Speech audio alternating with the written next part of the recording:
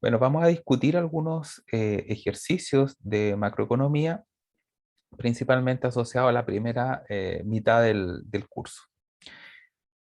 En este ejercicio se plantea que ha aumentado la inflación en Chile, ubicándose hasta un 5,3% anual al mes de septiembre de 2021, y que esta alza de la inflación ha sido transversal en los distintos productos, bienes, servicios, ítems que componen la canasta del índice de precio al consumidor.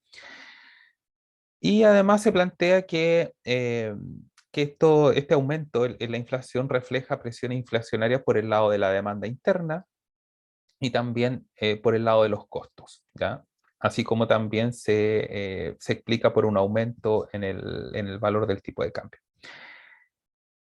Por otra parte, las expectativas de inflación superaron el 6% para lo que se pronostica para fines de este año, muy por sobre las proyecciones de las expectativas de inflación que tenía el Banco Central al mes de septiembre. En consecuencia, bajo todo este escenario, el Consejo del Banco Central, básicamente el Consejo del Banco Central es quien toma las decisiones de política monetaria, decidió adelantar el retiro del estímulo monetario para evitar que se produzca un aumento más persistente en la inflación y que la lleve a desviarse de la meta que existe en Chile, que es de un 3% a 2 años plazo. Todo este contexto es obtenido desde la reunión de política monetaria del Banco Central, que se libera posteriormente a las decisiones que toma el Consejo del Banco Central. Sí, ahí está el link disponible si alguien quiere revisar el documento completo. Bueno, básicamente en este contexto surgen dos preguntas. A partir de los antecedentes previos, se pide utilizar el modelo de demanda y oferta agregada con expectativas para explicar gráficamente por qué la inflación se elevó en Chile. Y a través del mismo gráfico, se pide mostrar el equilibrio de largo plazo si es que el Banco Central no hubiese intervenido retirando este estímulo monetario que se originó inicialmente para enfrentar la crisis del COVID-19. Y una segunda parte de la pregunta nos pide eh, evaluar qué pasa con este modelo de oferta de oferta y demanda agregada, también la oferta agregada con expectativas, pero si es que el, se asume que esta política que lleva a cabo el Banco Central afecta a la demanda agregada y también afecta parcialmente a las expectativas de inflación. Entonces, antes de pasar a revisar la resolución, siempre es mejor dedicarle un tiempo a evaluar todos los antecedentes que incorpora la pregunta, eh, y poder meditar acerca de cómo enfrentar este tipo de problemas. ¿Por qué?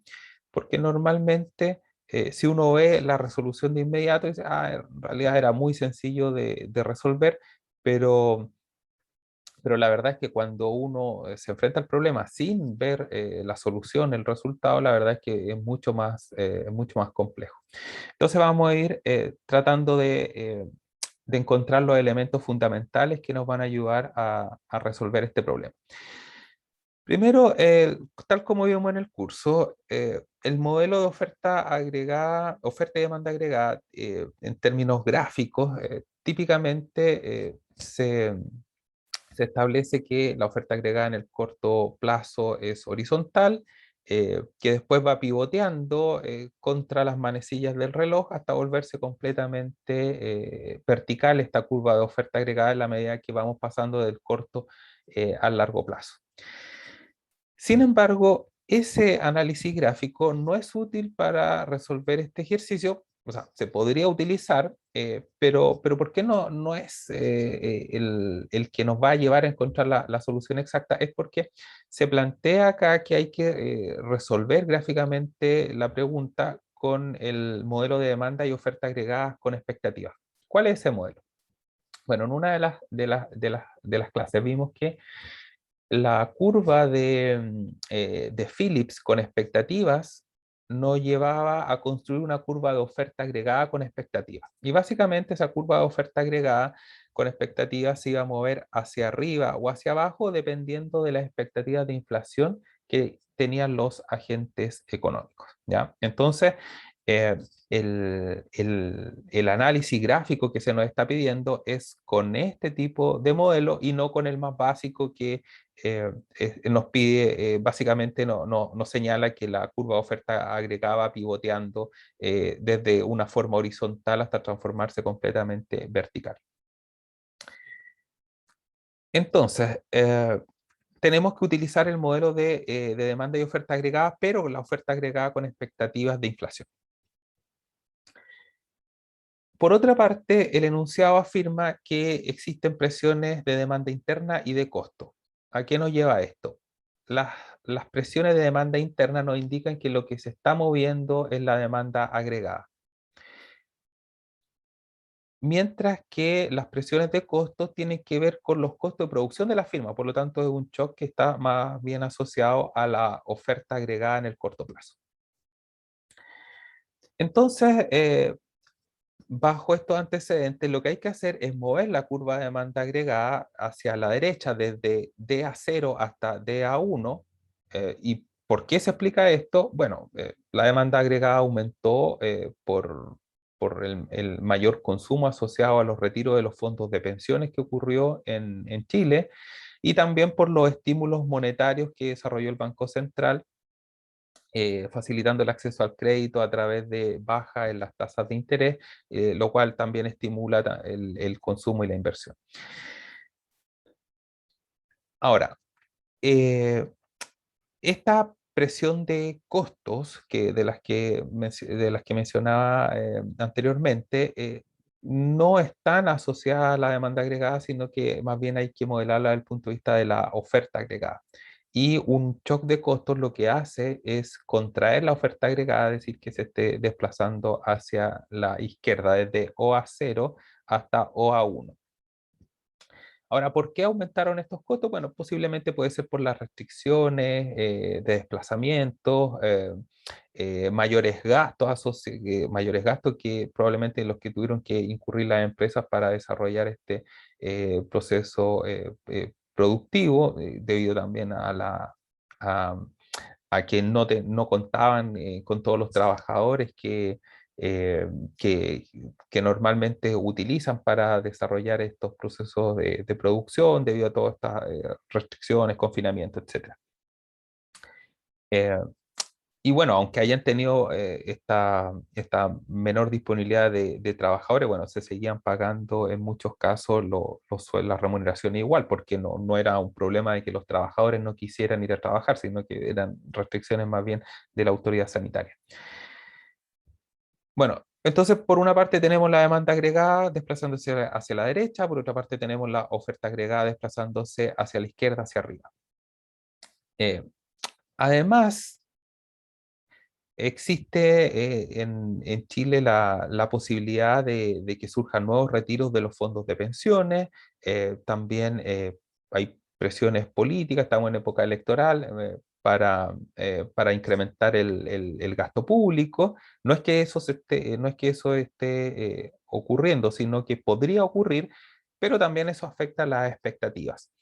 ¿Y cómo afecta la expectativa? Afecta las expectativas de inflación, porque gasto público adicional, eh,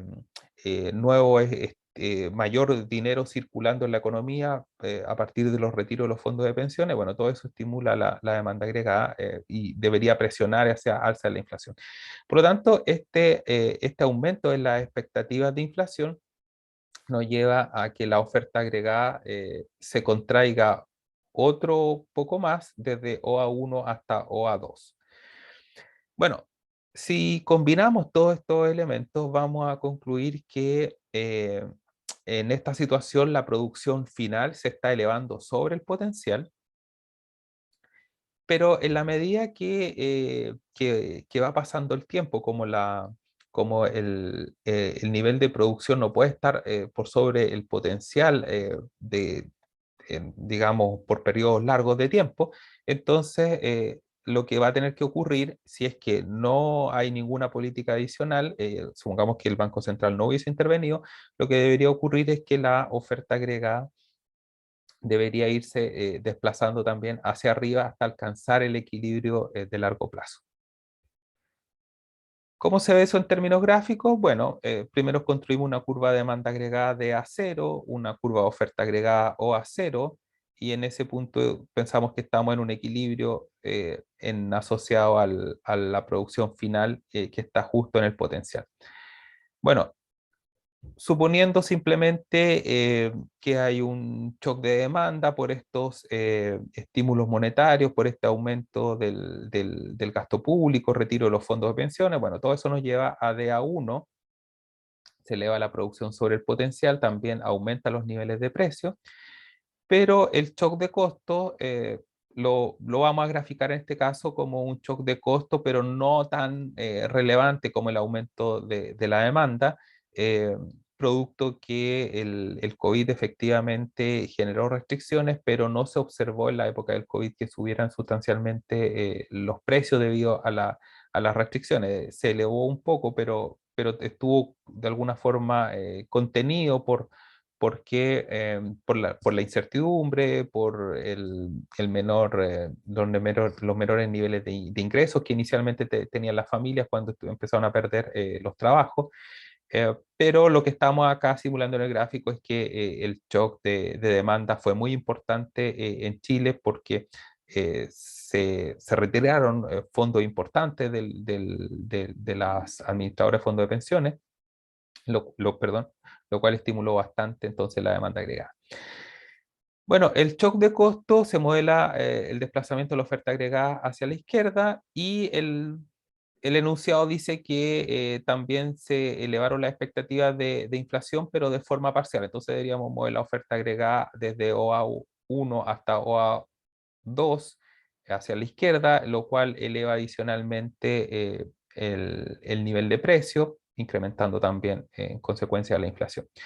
Bueno, entonces estamos en una situación como la actual, con la actividad económica por sobre el potencial, con aumento de los niveles de precios, y bueno, si el gobierno no hace nada, entonces lo que debería pasar es que las firmas van a ir ajustando sus niveles de precio, desplazando la oferta agregada hacia arriba hasta que se alcance la situación de equilibrio, alcanzando de nuevo el nivel de producción final asociado al pleno empleo. Estamos en el nivel de producción eh, potencial y terminaríamos con un nivel de precios P asterisco que es muy superior al nivel de precio original. Bueno, ¿qué pasa si es que el Banco Central desarrolla esta política política monetaria de retiro del estímulo? Básicamente esto se produjo al elevar las tasas de interés y eso genera un menor acceso a crédito, el crédito es más costoso y por lo tanto debería contraer tanto consumo como inversión. Bueno, entonces en ese sentido, la curva que inicialmente habíamos graficado, este desplazamiento a DA1, debería contraerse por el retiro de la política de estímulo del Banco Central. Entonces DA1 se mueve ahora hacia la izquierda, hacia DA2, pero eso también ayuda a frenar un poco las presiones inflacionarias. Eh, Vamos a seguir suponiendo que OA1 y OA2 se movieron en la misma magnitud que en la resolución de la parte anterior de este ejercicio, pero el hecho de que la demanda agregada ahora esté más contraída, entonces eso nos lleva también a una situación en la cual la oferta agregada podría estarse desplazando un poco hacia la derecha para alcanzar el equilibrio de largo plazo en P2 asterisco. Noten que este equilibrio de P2 asterisco es mucho más bajo que el equilibrio que se encontraba en la respuesta anterior, que era P asterisco. Entonces la política del Banco Central obviamente contribuye a frenar las presiones inflacionarias. Ahora vamos a discutir otro ejercicio numérico que es bastante sencillo de calcular, pero tiene algunos elementos que hay que distinguir. La última encuesta de empleo de un país muestra que existen 15,92 millones de personas en edad de trabajar, de las cuales 9,11 millones están trabajando o están desempleadas. Se sabe que 1,32 millones de personas tienen empleo informal y además 0,77 millones no tienen trabajo, aunque lo están buscando activamente. También se sabe que 0,91 millones de personas no han buscado empleo en el último mes, pero están dispuestas a trabajar si se le ofreciera uno en las próximas 2 semanas. Ok, entonces, utilizando todos estos datos, algunos nos sirven, otros no, podrían ser algunos más bien distractores. La idea es que podamos obtener algunas estadísticas laborales asociadas a cuáles son el número de personas ocupadas, cuál es la tasa de participación laboral y cuál es la tasa de desempleo. Ahora, eh, si en un país existen 15,92 millones de personas que están en edad de trabajar, eh, eso no significa que todos necesariamente participen en la fuerza laboral. Acá se nos dice que 9,11 millones de personas están trabajando o desempleadas, es decir, 9,11 millones participan en la fuerza laboral porque son personas que trabajan o bien que están buscando activamente un trabajo. Luego, si es que sabemos entonces que 9,11 millones de personas participan en la fuerza laboral, lo que tenemos que hacer es restar a las personas desempleadas para encontrar el número de ocupados. Y por lo tanto, acá tenemos algunos datos, que hay personas que tienen un empleo informal, también 0,77 millones no tienen trabajo, aunque lo están buscando activamente. Y 0,91 millones de personas no han buscado empleo en el último mes, pero estarían dispuestos a trabajar si lo ofrecieran uno en las próximas 2 semanas.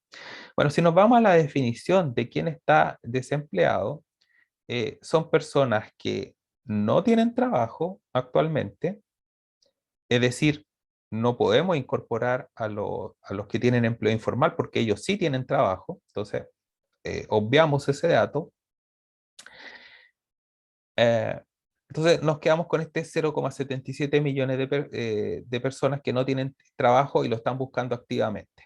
Ahora, la duda es si tenemos que agregar estos 0,91 millones de personas considerando que no han buscado empleo en el último mes. Y ahí nos vamos a nuestra definición que estudiamos de desempleo, que nos dice que una persona está desempleada si es que no tiene trabajo y no trabajó la semana anterior, eh, si es que ha hecho algo para buscar trabajo en las últimas 4 semanas y si está dispuesta a trabajar en las próximas 2 semanas. Y eso no se cumple acá con este 0,91 millones de personas porque se dice que no han buscado empleo en el último mes, es decir, las últimas 4 semanas no hicieron algo para buscar trabajo y por lo tanto no cumplen el criterio para aparecer como desempleados en la encuesta del Instituto Nacional de Estadística. Y por eso nos quedamos con 0,77 millones de personas como desempleados y se lo restamos a los 9,11 millones que estaban en la fuerza laboral y nos queda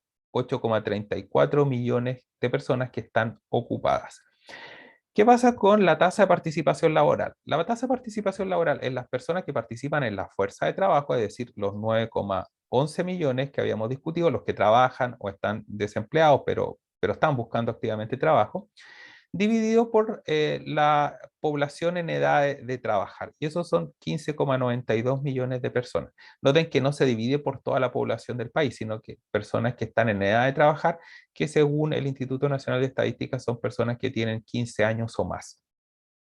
Y son estos 15,92 millones. Entonces dividimos los 9,11 millones por 15,92 millones de personas y nos da un 57,2% de tasa de participación laboral. Y finalmente tomamos a las personas que están desempleadas, que habíamos dicho previamente que eran solamente los 0,77 millones de personas, y lo dividimos por la fuerza laboral, es decir, los ocupados más los desempleados. 0,77 dividido por 9,11 nos da 8,4% la tasa de desempleo. Recuerden que estas 0,91 millones de personas no estaban buscando trabajo activamente, por lo tanto, si fueron encuestados por el Instituto Nacional de Estadística, no aparecerían como personas eh, desocupadas, desempleadas, dado que no buscaron activamente trabajo en las últimas 4 semanas. Este otro ejercicio nos plantea, también un ejercicio numérico, plantea lo siguiente. Tenemos una economía en la cual se producen ciertos bienes, las cantidades producidas están representadas por Q y los precios a los cuales se venden esos productos representados por P. Los datos están desde 2016 hasta 2020 y además se nos entrega la información de que los productos fabricados por los sectores A, B y C son vendidos a consumidores finales, gobierno o al extranjero, mientras que el producto del sector D es utilizado como insumo para fabricar otros bienes. Luego, las preguntas son: determine la tasa de crecimiento del PIB nominal para cada año y señale si este indicador es útil para reflejar el crecimiento de la economía. Y la segunda pregunta: demuestre cómo el cambio del año base de 2016 a 2020 modifica la tasa de crecimiento del PIB real. Bueno, hay que reportar las tasas de crecimiento en términos porcentuales. Y luego mencione si existe una alternativa metodológica para solucionar el problema asociado al cambio del año base, porque surgen ahí dificultades, como lo estudiamos en clase, cuando hay un cambio de año base, no se logra mantener las mismas tasas de crecimiento. Cada cambio de año base va a generar una pequeña alteración en las tasas de crecimiento. Bueno, entonces los elementos para abordar esta pregunta son los siguientes. Sabemos que el PIB es el valor a precios de mercado de los bienes y servicios finales producidos en un país en un periodo determinado de tiempo. Sin embargo, acá tenemos 4 tipos de bienes, desde el A hasta el D, pero no todos ellos son bienes finales. Lo primero que tenemos que hacer, por lo tanto, es eliminar todos los bienes que son utilizados como insumos, porque esos no forman parte del PIB, ya no son bienes o servicios finales. Y por lo tanto, tenemos que hacer los cálculos solamente con los productos de A, B y C. ¿Cómo calculamos el PIB nominal? Muy simple. Simplemente multiplicamos el precio por la cantidad producida de cada bien. eh, entonces, 8 por 50 más 12 por 10 más 16 por 80, eso nos va a dar el valor del PIB. 6 por 10 no es incluido porque es el valor de insumos, no son bienes y servicios finales, tal como le había mencionado antes. Bueno, entonces así podemos calcular el valor del PIB nominal para el año 2016, para el año 2017 lo mismo, precio por cantidad de 13 por 15, más 16 por 11, más 19 por 84, 2018 14 por 58, más 18 por 14, más 22 por 82, 2019 13 por 53, más 15 por 22, más 25 por 83, y el último año 2020, 30 por 54, más 16 por 22, más 28 por 88. Todos estos cálculos nos van a llevar al valor del PIB nominal. Pero noten que lo que nos piden no es el PIB nominal, sino que es la tasa de crecimiento del PIB nominal. Entonces, ¿cómo se obtiene una tasa de crecimiento? Bueno, simple, tomamos 2 años consecutivos, 2017 con respecto al 2016, eh, y la tasa de crecimiento en este caso sería 2.487 menos 1.800 dividido por 1.800 y nos da la tasa de crecimiento acá del año 2017. La tasa de crecimiento del año 2018, 2.868 menos 2.487, todo eso partido por 2.487, llegamos a un 15,3%, y así para los siguientes años. Noten que el año 2016 no podemos reportar la tasa de crecimiento porque no tenemos el dato del PIB nominal del 2015. Y lo otro que se nos pregunta es si esta tasa de crecimiento del PIB nominal son útiles para evaluar el crecimiento de la economía, y la respuesta es claramente que no, porque el problema que tiene el PIB nominal es que calcula, calcula el valor de la producción en cada año, pero con los precios que van cambiando a través del tiempo, a través de los años. y por lo tanto no podemos discriminar lo que es el, el crecimiento de la producción respecto de lo que es el crecimiento simplemente de los precios. Y por lo tanto, el PIB nominal no es útil para evaluar el crecimiento de la economía porque no controla el efecto de la variación de precios. ¿Cómo podemos solucionar ese problema? Bueno, calculando el PIB real. Y acá se nos pide dos PIB real, año base 2016 y 2020. Podría ser cualquier otro año, podría ser PIB real 2017, 2018, 2019, el que queramos. Lo único que necesitamos para hacer ese cálculo es cambiar los precios de los bienes que estamos utilizando. De nuevo, los precios de los bienes y servicios finales, A, B y C, se excluye D porque es un bien intermedio. Y para calcular el PIB real de un año base, en este caso 2016, necesitamos utilizar los precios asociados al año 2016. Y eso lo utilizamos para todos los periodos. Eh, Sería 8 para el precio del bien A, 12 para el precio del bien B y 16 para el precio del bien C. Así obtenemos el PIB real año base 2016 y luego la tasa de crecimiento, vamos evaluando año a año cómo evolucionó esto y nos da una tasa de crecimiento 6.4, 1.5, 3.7 y 4.4. Si tenemos que calcular el PIB real, pero ahora año base 2020, entonces los precios ya no son los del 2016, sino que utilizamos los precios del año 2020 para todos los periodos de tiempo. Y de esa forma estamos controlando por el cambio en los precios, estamos utilizando solamente los precios de un año base, que en este caso 2020.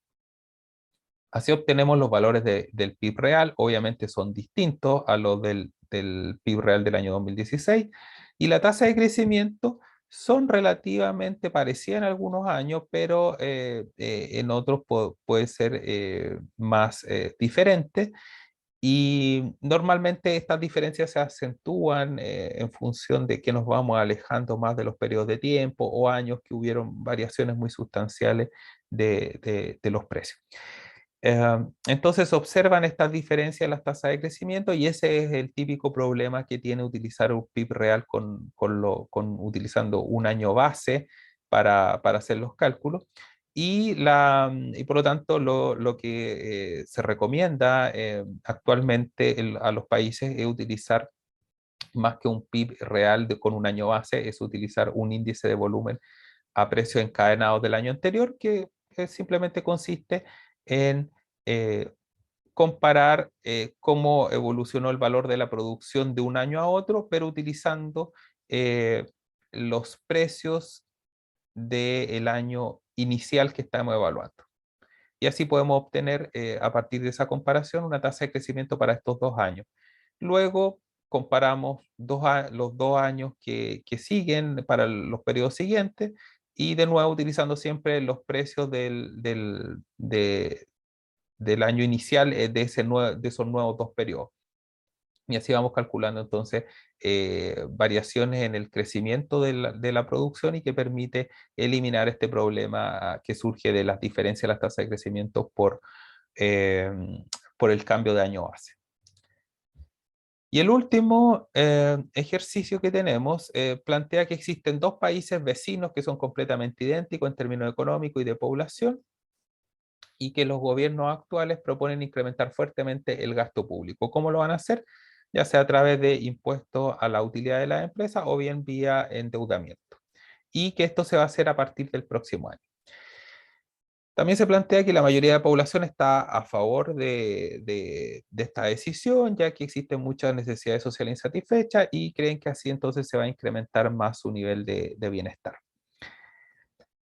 Sin embargo, los economistas están advirtiendo que el principal efecto negativo que va a tener estas políticas es reducir significativamente la inversión. ¿Por qué ocurre eso? Bueno, mayores impuestos a las empresas obviamente generan un desincentivo para desarrollar nuevos proyectos de inversión. Y uno también puede argumentar que cuando los gobiernos tienden a generar mucho gasto público, se endeudan, eso genera una presión sobre la tasas de interés que debería impactar negativamente a la inversión. Bueno, eso no, son más bien detalles, pero esos son, le estoy explicando los canales a través de por qué se dice que la inversión podría ser negativa. No es eso lo que se está preguntando, pero simplemente para aclarar por qué el desafirmación de los economistas. Bueno, ¿cuáles son las preguntas? Con un análisis gráfico de demanda y oferta agregada de largo plazo, ya noten que acá no hay expectativa, entonces no podemos obviar ese tipo de gráficos, pero sí analizar en el largo plazo oferta y demanda agregada. Tenemos que obtener la trayectoria en los niveles de precio y producción final de ambos países, es decir, cómo va evolucionando a través del tiempo los niveles de precio y la producción. Pero suponiendo que el primer país adopta esta política de forma permanente y que el otro país adopta que el segundo país adopta esta política solamente en el primer periodo presidencial. O sea, genera esta presión de gasto solamente en un periodo y no en los periodos siguientes. Vamos a suponer que el periodo presidencial solamente dura 5 años y que el análisis que se pide realizar son para los quinquenios 2020, 2025, 2030, 2035. Estamos partiendo que en el 2020, que el próximo año se va a generar esta política. Por lo tanto, los impactos de esta política de mayor gasto y el efecto negativo de la inversión se van a sentir en el 2025. Ya esa es como la idea de la pregunta. Y se pide que se expliquen los canales a través de los cuales esta política afecta a la demanda agregada y o a la oferta agregada. Y luego la segunda pregunta es, ¿qué país va a disfrutar de un mayor nivel de ingreso y consumo? ¿Qué país terminará con más inflación? Y explicar por qué a partir, obviamente, del análisis previo que se realiza en términos gráficos. Bueno, lo primero es que uno podría considerar que este aumento del gasto público debería mover la curva de demanda hacia la derecha y que la caída en la inversión debería mover la curva de demanda hacia la izquierda. Ahora, ¿qué efecto predomina?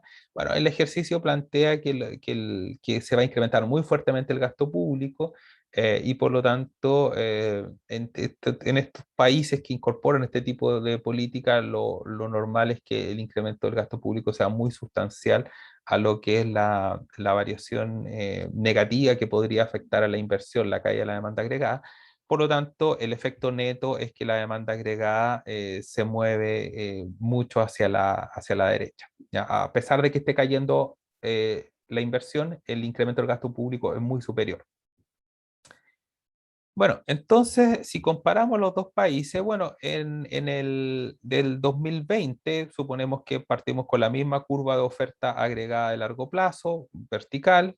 El 2025 terminamos con la misma curva porque los dos países están haciendo las mismas políticas, no ha cambiado nada, entonces el efecto debería ser exactamente el mismo. Sin embargo, si el primer país desarrolla esta política nuevamente para el segundo periodo, este segundo quinquenio, la demanda agregada entonces de nuevo está presionando bastante a, al- a la oferta disponible y el periodo siguiente hasta el 2035 también. Por lo tanto, se ve claramente cómo esta senda de producción y nivel de precio, ambos van elevándose. Incluso se observa que los niveles de precios se están elevando algo más que lo que se elevó el nivel de producción. ¿Qué pasa con el segundo país? El segundo país a partir del 2025 ya no desarrolla esta política de gasto público tan fuerte, por lo tanto podemos graficar un aumento en el gasto público que es relativamente menor al del primer país. Ya eso es importante. Y en el otro periodo lo mismo. La demanda agregada no está creciendo tanto como en el primer país. Y eso contribuye a que los niveles de precios se eleven muchísimo menos. Ahora, ¿esta política afecta o no afecta a la oferta agregada? Bueno, el punto es que cuando cae la inversión y nosotros estamos analizando solamente un periodo de tiempo, efectivamente la oferta agregada se mantiene vertical, no se debería afectar. Sin embargo, cuando estamos analizando largos periodos de tiempo, en este caso quinquenio, hay que notar que la inversión, aun cuando es un componente de la demanda agregada que se estaba contrayendo, sobre todo en el primer país, el punto es que la inversión contribuye a incrementar el stock de capital. Y el stock de capital es un determinante clave del nivel de producción de bienes y servicios finales que va a existir en un país. Por lo tanto, lo que hay que hacer en el caso de la oferta agregada es que ya en el 2030, 2035 hay que graficarla un poquito más hacia la derecha que en el segundo país con respecto al primer país. ¿Por qué? Porque como esta política de exceso de gasto público ya se contrajo, ya se eliminó esa política, entonces eso favorece a la inversión y por lo tanto la inversión aumenta el stock de capital y aumenta por lo tanto en la función de producción el nivel de bienes y servicios finales que se están produciendo y por lo tanto la oferta agregada de largo plazo sigue siendo vertical, pero se va moviendo mucho más hacia la derecha que en el caso del primer país. Y eso también contribuye, en la mayor oferta disponible en cada uno de los quinquenios, también contribuye a que el nivel de precios esté mucho más acotado, el crecimiento con respecto al primer país. Bueno, a partir de este análisis, uno también puede sacar algunos elementos importantes para responder la segunda pregunta. Y es que, tal como vemos acá en el segundo país, el nivel de producción final y por lo tanto el nivel de ingreso de ese país, recordemos que por cuentas nacionales el PIB sería equivalente al ingreso menos unos pequeños ajustes, pero varía de forma muy similar. Y por lo tanto, el nivel de producción e ingreso que va a existir en el segundo país va a ser mucho más alto que en el primer país. Y por lo tanto, eso significa que como el segundo país tiene un nivel de PIB más alto, entonces necesariamente también va a tener un nivel de consumo más alto. Recordemos que el consumo es una fracción más o menos constante del PIB, cercano a 2/3 en la mayoría de los países. Eso puede variar un poco según país, pero el retiro de esta política de excesivo gasto público, entonces favorece a la inversión, estimula también la producción, facilita que el nivel de precios crezca, pero no crezca demasiado, como comparado con el primer país, y estos niveles de ingreso y producción más altos obviamente contribuyen a mayores niveles de consumo. Entonces, eh, en qué país al año 2035 termina con mayor nivel de inflación? Bueno, obviamente el primer país porque los niveles de precios son mucho más altos y en la inflación es simplemente la variación en el nivel de precio. Entonces, la inflación en el primer país va a ser mucho más alta, explicado por lo que sucedió en el análisis gráfico con respecto al segundo país. Y el nivel de ingreso y consumo obviamente también va a ser más alto en el segundo país, porque el nivel de producción, noten, el nivel de producción final, el PIB, está mucho más hacia la derecha de lo que está en el primer país. Ok, espero que les haya servido estos ejercicios y la idea siempre al tratar de resolver algún ejercicio en economía es no ver directamente la resolución porque ahí parece muy sencillo, más bien pensar, chequear la materia y tratar de abordar los elementos claves que nos permiten plantear adecuadamente el problema para obtener una buena solución.